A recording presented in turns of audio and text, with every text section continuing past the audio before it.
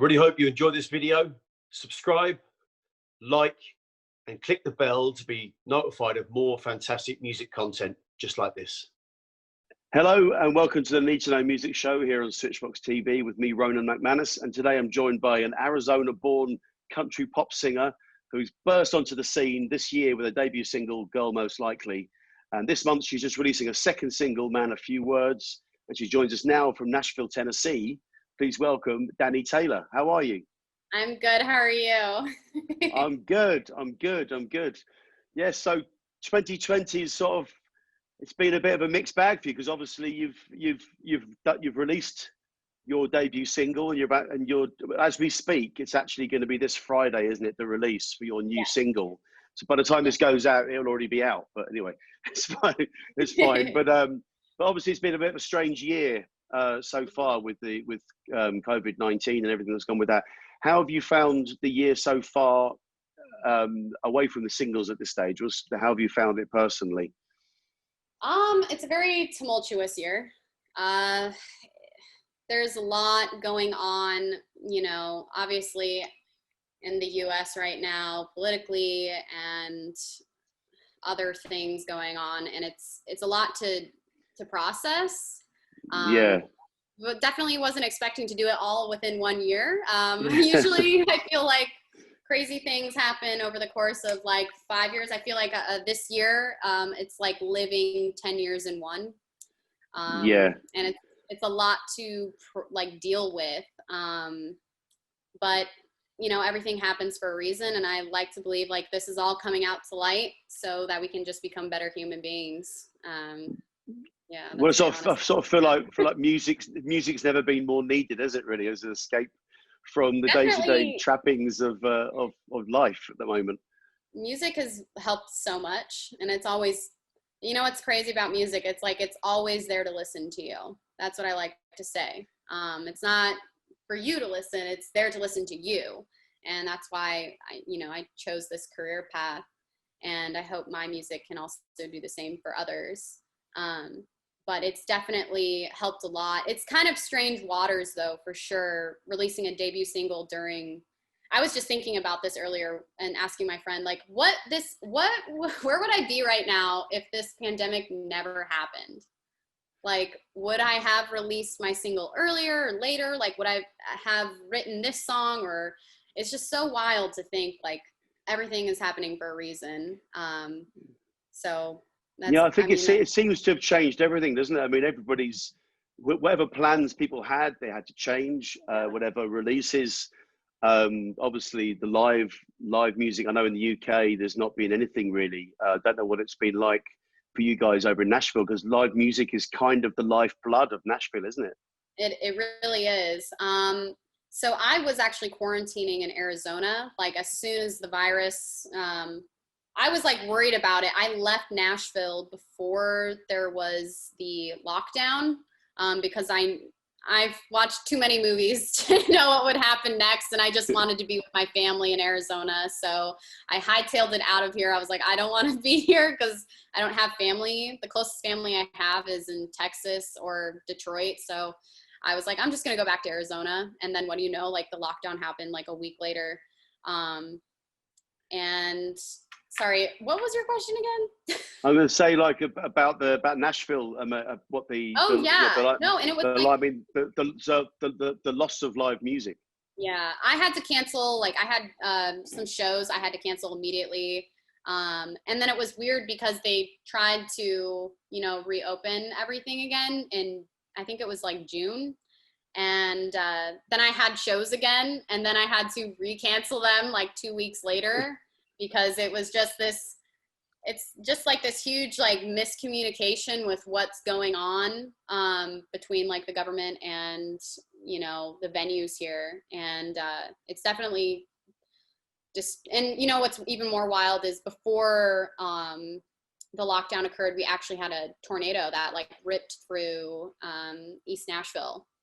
And that really hurt our community as well. And that was on March 3rd. So that was like 2 weeks before the lockdown. So Nashville's been going through a lot this year. And it's really hurting our community. Like I had friends that lost their homes, And so to Wow. only like leave your home to then go into a lockdown and having to like find a place to live within like 2 weeks, it's just, but this community is like so strong, and people are still like finding a way to get their music out and to still play live, like using live streams and Facebook Live and all of that. It's really amazing to see people like get through this. Yeah, I mean, I think it's a tough time for us, but we have to adapt. Otherwise, what's the alternative? We all just hide in the basement and do nothing, So we've got to find. It's like kind of, you'll find that the grass will always grow through the cracks of any Yeah. any amount of concrete you put over it. So I feel like music's like that. It kind of finds its way out no matter what, Yeah. no matter what you do. So art Yeah. is like that. But you mentioned Arizona. You grew up in Arizona. I wanted to talk a little bit about your sort of childhood, your musical beginnings, because I think I read that you said you didn't grow up with country music. No. That you sort of found that later in life. But so, what was your childhood like, musically speaking, in It was Arizona? really, really diverse. And I kind of lived between two states. So I obviously grew up with my parents in Arizona, born and raised there. But every summer I would visit my grandmother in Michigan, like outside of Detroit. And so I would be there for like 3 months of the year. And then when I was 14, I was like shipped off to a private school in Michigan. So I kind of had two separate experiences when it comes to music. And in Arizona, they mostly listen to, I wasn't really influenced by my peers when it came to music. I was mostly influenced by my parents. Like they would play a lot of like alternative 90s rock, reggae music, classical, like Spanish classical guitar. I remember listening to that all the time when I was a kid. What else? And then when I was in Michigan, that's, the epicenter of rap music and like this Right. underground like artistry of like EDM and dance music. So I remember in high school just like listening to rap and EDM. And then it wasn't until I like made it to college that I started listening to, I discovered Patsy Cline. I like came across a Patsy Cline song. I was going through a breakup and I listened to Crazy and I was like, I really listened to it. I was like, wow. So I went and searched for more Patsy Cline songs, and I just like fell in love with country music. And I was already, singing and like writing. And I thought I was going to go down like a pop route, but I realized my music was more related to country music, and it just felt right. So that was kind of how it all happened. But I do have a strange background when it comes to I was music going to because say it's not. it's quite an eclectic mix of stuff that's gone into Yeah, the pot. I definitely listen. I can appreciate like all music, everything. Oh, and I used to go to Celtic festivals as a kid. My grandma would take me to Celtic festivals. I really love Celtic music, and it's really strange because sometimes I'll listen to a Celtic song and I'm like, wow, this sounds really country. I don't know what it is about Celtic music and country music, but sometimes they can sound really similar. Well, I think I mean, I'm of Irish descent myself, and I grew up playing Irish music, and I think there's the country music kind of evolved from the Irish immigration Yeah, into America. So they're very much linked, and you find that in Ireland, country music is huge in Ireland, I know, and in I Scotland, know. Yeah, it's massive. You find Irish guys with cowboy hats on, and the follows a full on scene there, I and want to it's see kind of, that. I hope to see that one day in person. That's awesome. I've always wanted to go to yeah. Ireland. I have some Irish ancestry, Sullivans. I know that. Ah, That's as far as I know, though. you'd probably be down in Cork then if you're a Sullivan's. Okay. So yeah, right down the south. It's beautiful down there. But yeah, there's a lot of Sullivans down there. You'll find a lot of Okay. family down there, I'd say. That's cool. See if I can find some ancestors. I actually got an update Yeah, the other day absolutely. about because I also have Norwegian. My great grandmother is 100% Norwegian, and I just had an email about like a third cousin randomly on 23andMe that's from Norway. I'm like, maybe I should make a trip Oh, and sounds like Europe's definitely going to be your place. But yeah. if you land down an island and start singing country music, you'll have cousins coming out the woodwork for you anyway. I can't wait. That's awesome. So I wanted to. So when did you start writing music? Was that when you were at college at that time? Yeah, it's kind of funny. Before I was ever in like a serious relationship, you know, I was still singing. I've been singing since I was like a child, and I was in musicals. So I was always singing, but I never actually sat down and wrote anything until I had my heart broken. And then it was just like, it just unleashed it all. And then I became obsessed with writing. So that's kind of how that started, was a heartbreak. That was pretty much it. Yeah, I mean that sounds like a very good way to get into country music, you know, sort of, and it sounds like a really good way that maybe there's such a massive connection to heartbreak and loss and all that kind of stuff, especially in Irish music too. There's that same thing about longing and loss, and it's a real kind of it's a That's what theme. I love about like Celtic music. And I actually recently had an interview, and they asked how certain genres like have influenced me, and I've like something about Celtic music, like sometimes I'll turn it on to just kind of feel alive, and it's almost like that like mystery element of like life and longing, and that's what I love so much. And like you can write a song like that like in the country genre as well, and I've written songs like that. I have a song called Midnight Cowgirl, which is kind of like this, it's not very direct, but it's a feeling more than anything, and you can take the words and interpret them yourself, so it can mean completely different to somebody else than it does to me. So yeah, I'm going to say the sort of music that you were writing. I mean, you could sort of country pop sort of style now. Was that Mm-hmm. was that kind of the style from the start, or is that something that developed? So I first met one of my first co-writers. His name was Travis Howard, and he wrote, I believe the song is Heart Like Mine, with Miranda Lambert. And so he wrote a lot with Miranda Lambert back in the day.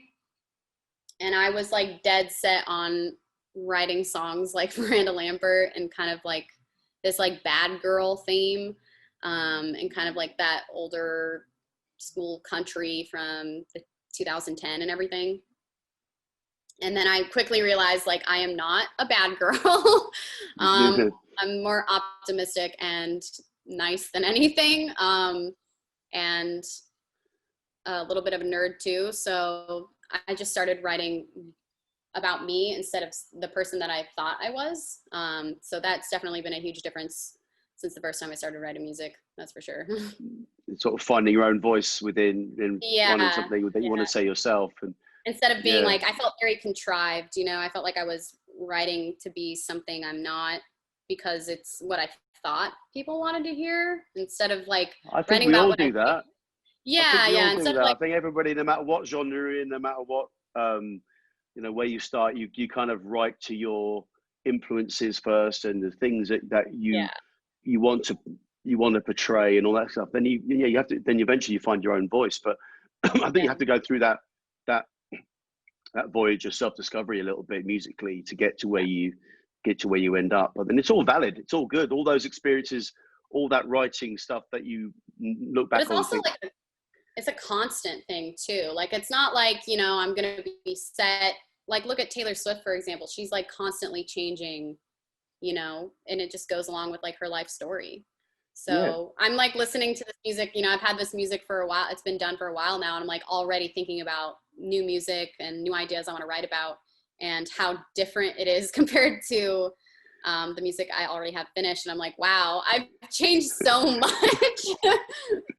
but that's the curse of the artist, isn't it? To always Yes. it's hard to live in the moment because you're always thinking, what's next, I'm just like you know. worried. It's like something I worry about a little bit, because it's like, what if I come out with a song and everyone's obsessed with this, but I'll never, because I'm like changed so much the older I get and the more things I experience, what if I never write a song similar to that again, and then people just it's just like a one-hit wonder kind of situation. I like hope that doesn't happen.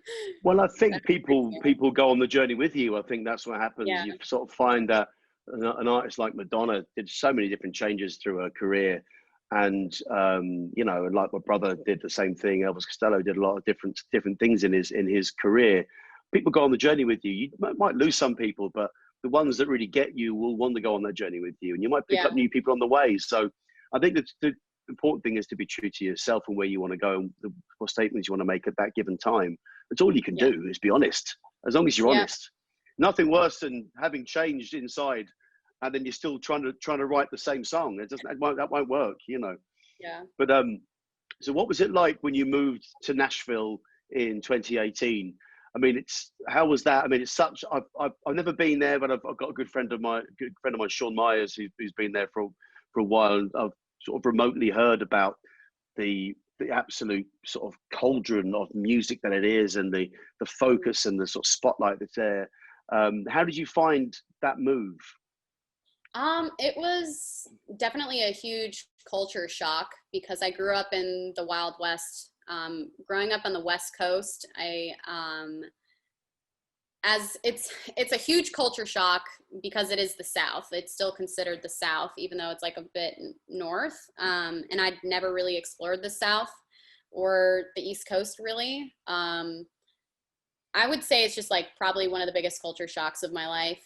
I'm just so used to being around certain kinds of people and I'm so used to being around Hispanic people and just hearing Spanish every day. Like all of my friends are Hispanic back home in Arizona, and it's just like weird coming here. There's not a lot of different like cultures, because also in Detroit it's just it's a cauldron of cultures and diversity. It's so diverse in Detroit. Like there's so many different types of people there, and just like coming to Nashville, it's like it's culture shock big time. It took quite a while to like get used to it, especially being like a female too, because I know there's like the whole like Southern hospitality and like men opening doors for you. Like I'm not used to that at all, because you know, I feel like the Wild West mentality, I can do everything on my own as a female. I don't need a man to help me. But like here, it's like people like want to help you. I'm like, don't help me. Like, what do you want from me? And like musically, like Arizona doesn't have like a huge music scene at all. Like there isn't one basically. And so going from literally no music scene to like all of this, it was scary. It was definitely scary at first. But you just kind of find your people and then keep meeting people and making connections. But it's always going to be a little bit scary because there's like, I don't know, especially this year, it's such a strange year too. So.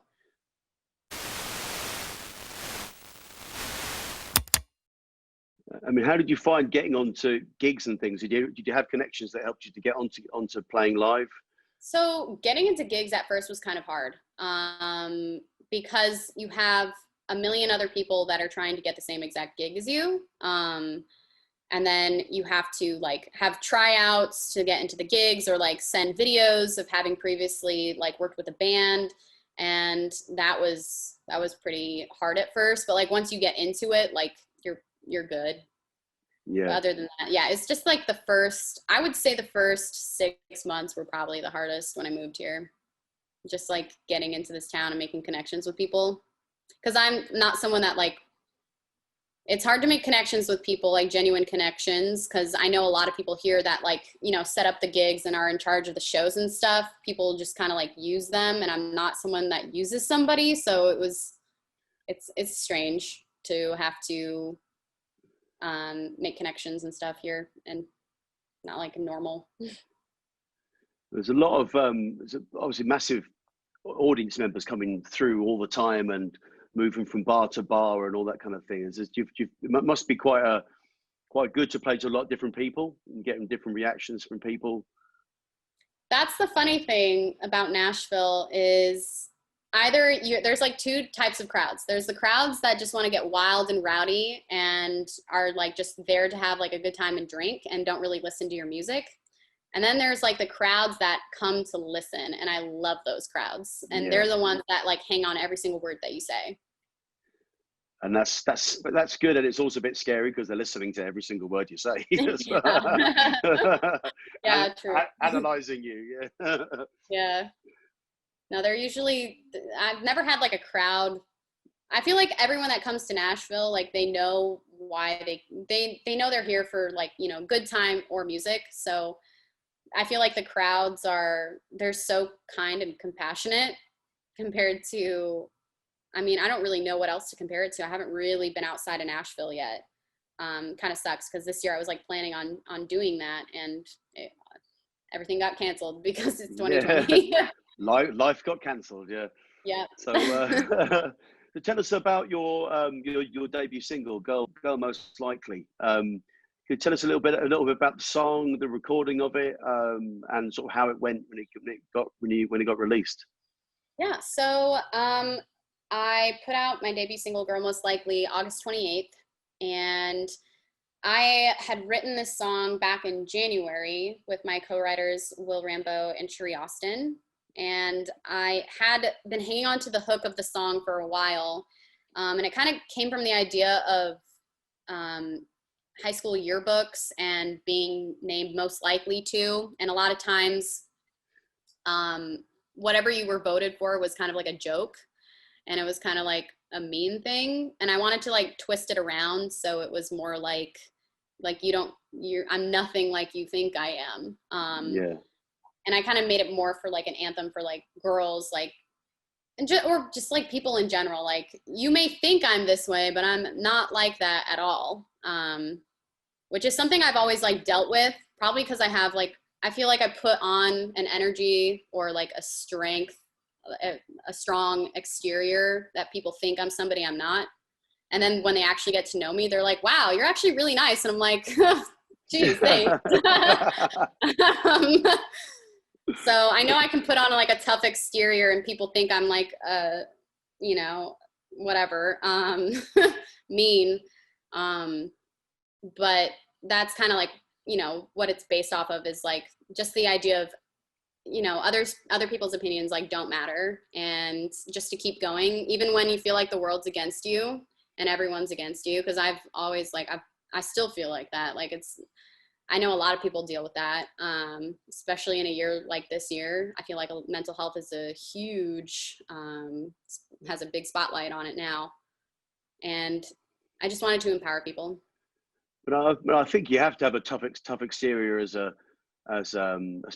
as a female in this business and in this modern world. You're going to have that tough exterior.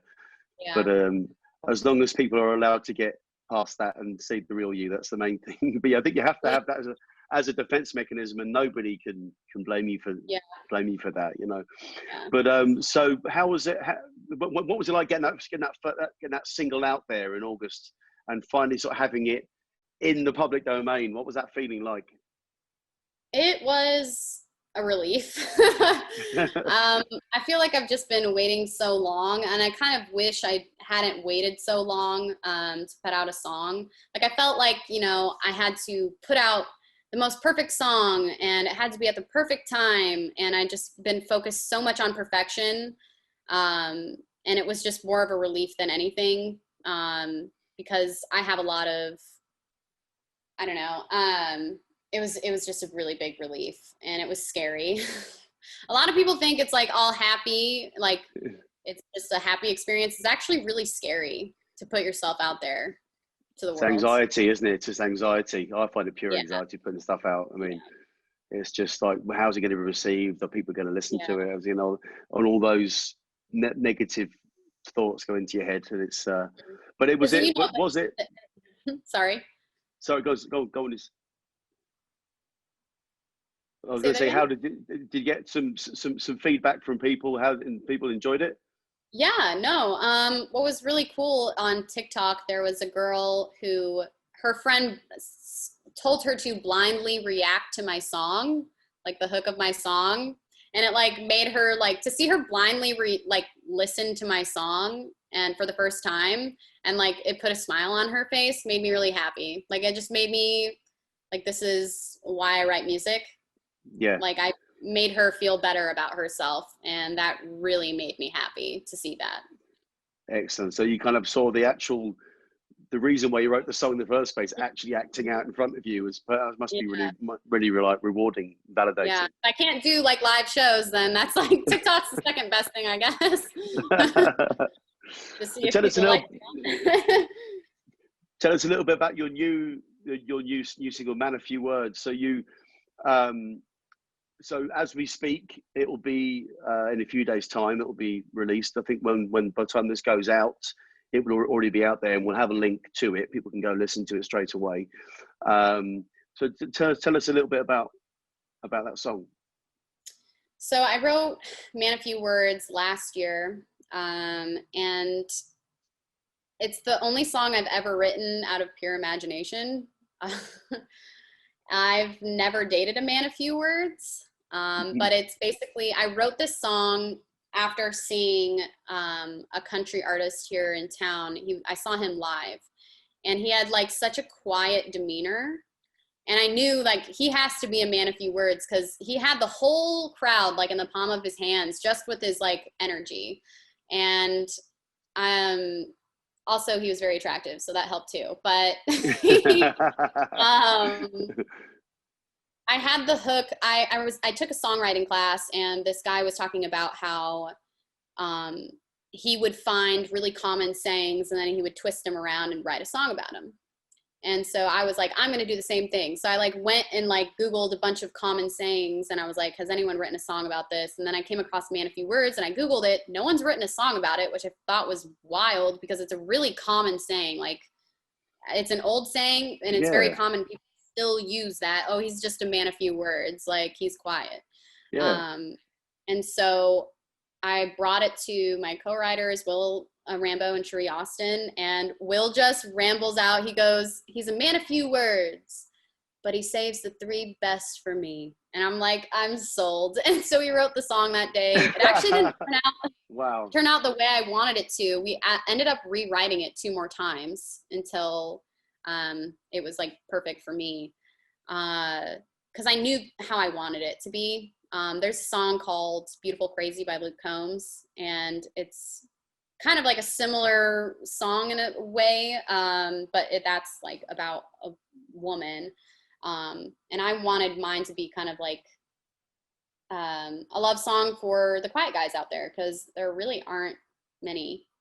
And I know there's a lot of men that have that, you know, can't emote their feelings as well. They through like words, and they have to use actions. So it's like a song for the quiet dudes.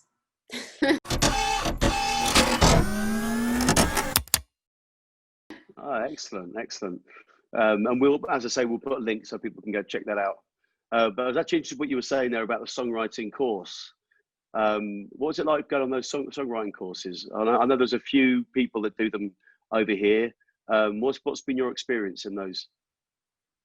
Learning a lot. I mean, first off, there's connections. You meet a lot of people there that can go on and do really well in this town. I've met people in those classes that have gone on and done really well.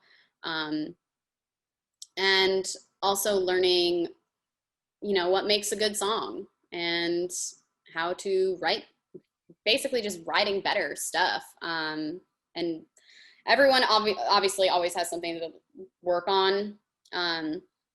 I know, and it also like teaches you like what's your strengths and what are your like weaknesses as well, and what you should be working on. So I know my strengths, like finding hooks. Like I can find hooks really well, but like my weaknesses are, I kind of get distracted a little bit while writing, and it takes me a lot longer to write a song. I know there's people here that can just write a song in 15 minutes and be like happy with it, but I'm like a perfectionist, and I'm like, no. I feel like there's always a better way to say something. So I could sit there for hours, just hours, and I have a problem with that. But I mean, I'm okay with it. It's a positive. I think it's a positive to to really sort of care about crafting the idea, because the, you know, finding that hook, like you said, the sort of man of few words, and finding the best way. I mean, Ron Sexsmith does this sort of thing beautifully. Takes a phrase and twists it so it's got a slightly different meaning, and it's finding, yeah, you feel like every line that he writes has meaning and it has relevance. There's nothing thrown away, and that's a real art in itself to do that. And I think it does take dedication and analyzing what you're doing and each line. And I think that's something to be admired. Do with this song. I wanted it to be a song because when we first wrote it, it was like, because you have to think about the story too, and the story didn't fit when we first wrote it, and I wanted it to be like for everyone, which is also another thing that's really hard to do, is writing a song that anyone can listen to and relate to. I'm sure everyone has dated a man of few words, or has or will date one, or is married to one. And I really wanted the song to, it's like hard because you have to be able to say things that someone can relate to and are specific, but general at the same time. That's a real art. It's a real balance to strike. Yeah, yeah, you're right. You're right. It is. It's definitely it's what you're aiming for, isn't it? Yeah. So it's something to actually strike a chord with someone. Mm-hmm. Yeah, personal and also general at the same time. It's very hard to do, but. Well, I wanted to ask you about what's sort of been your the highlight of your career so far. What's been the highlight of your musical life so far? Probably seeing that girl's blind reaction to the song on TikTok. Yeah. That really made me happy. Also, Man of Few Words is one of the most special songs I've ever written. And I really put my shoes in the narrator, the voice of the song, because I personally never dated Man of Few Words and I would love to. And the first time I ever sang that song, I'll never forget it, because, and every time I've ever sang it after, the same thing has happened as well. The room goes completely silent, so quiet that you could hear a pin drop. And the first time I ever sang the song, I'll never forget it, because I knew it was a good one. When the beginning of the song, everyone's just talking, and I literally just closed my eyes and I was like, I'm just gonna sing these lyrics like I am living this life. And by the third chorus, the whole room was completely silent. You could hear a pin drop. And when I was done singing, they didn't start clapping. They waited until the guitar was done strumming, and then people started clapping. It was wild. I felt the energy of the audience, and I had them. It was really cool. It was one of my favorite experiences, and I miss it.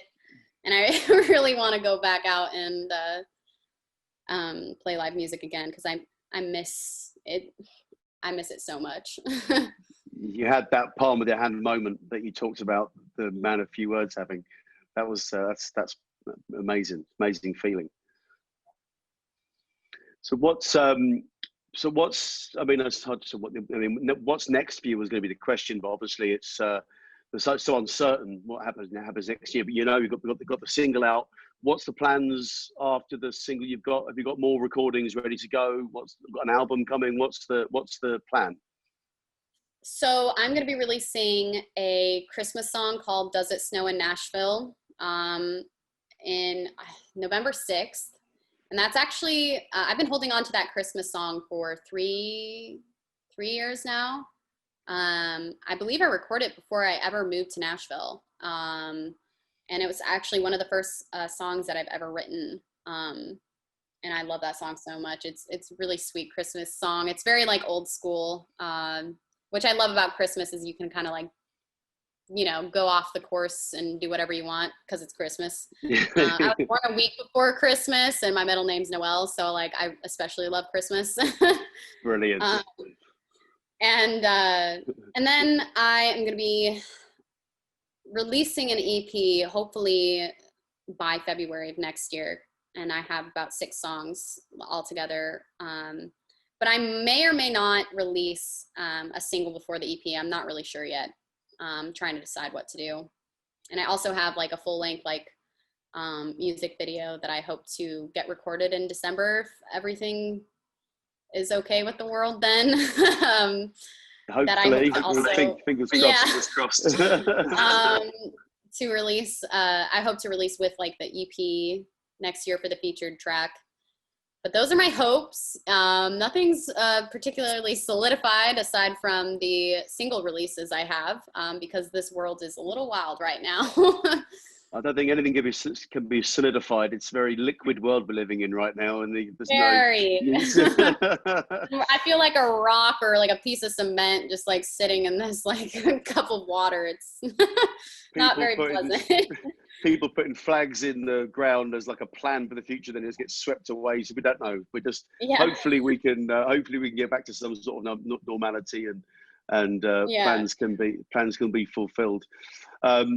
We always do a recommendation part of the show where we ask for a recommendation for people to check out an artist that you know, or someone that